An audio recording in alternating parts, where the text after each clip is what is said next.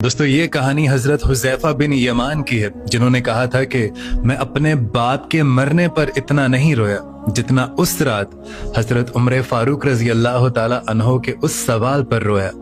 आप लिखते हैं कि रात का आखिरी पहर था, मदीना मुनव्वरा की गलियां सन्नाटे में डूबी हुई थी, सितारे खामोश गवाह बनकर आसमान पर जमे हुए थे और हवा भी जैसे सांस रोके खड़ी थी।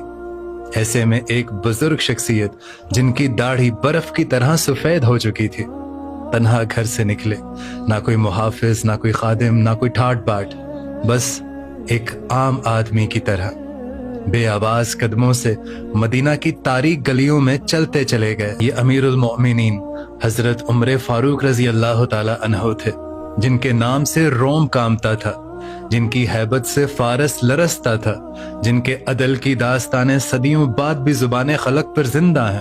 वही उमर आज आधी रात को एक सहाबी रसूल के दरवाजे पर दस्तक दे रहे थे, दिल में एक सवाल लेकर, एक ऐसा सवाल जो शायद कोई बादशाह भी ना पूछे, कोई हुक्मरान भी ना पूछे, मगर एक सच्चा मुसलमान ये सवाल जरूर पूछता। अब जिनके दरवाजे पर हजरत उमर फारूक आए थे, असल में वो सहाबी थे कौन? वो सहाबी थे हजरत हुज़ैफा बिन यमान। अब वो थे कौन? हजरत हुज़ैफा बिन यमान सहाबा इकराम में एक मुनफरिद मकाम रखते थे। ये वो सहाबी थे जिन्हें नबी करीम सल्लल्लाहु अलैहि वसल्लम ने अपने राज सौंपे थे। हुजूर अकरम सल्लल्लाहु अलैहि वसल्लम ने उन्हें मदीना की मुनाफिकीन की फहरिस्त भी दी थी, उन लोगों के नाम जो बज़ाहिर मुसलमान थे मगर बातिन में नफाक छुपाए बैठे थे।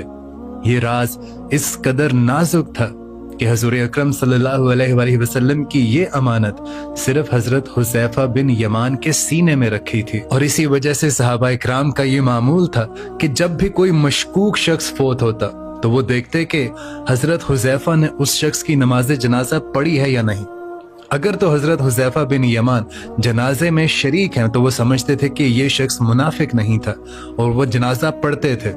अगर हुज़ैफा बिन यमान किसी जनाजे में शरीक ना होते तो वो समझते थे कि यहाँ पर मामलात गड़बड़ है। और पता है, हजरत हुज़ैफा बिन यमान खुद फरमाते हैं कि नबी करीम सल्लल्लाहु अलैहि वसल्लम ने मुझे मुनाफिकों के नाम बताए और जब उमर किसी जनाजे में जाते तो वो मेरी तरफ देखते, अगर मैं वहां पर होता तो वो नमाज जनाजा पढ़ते वरना ना पढ़ते।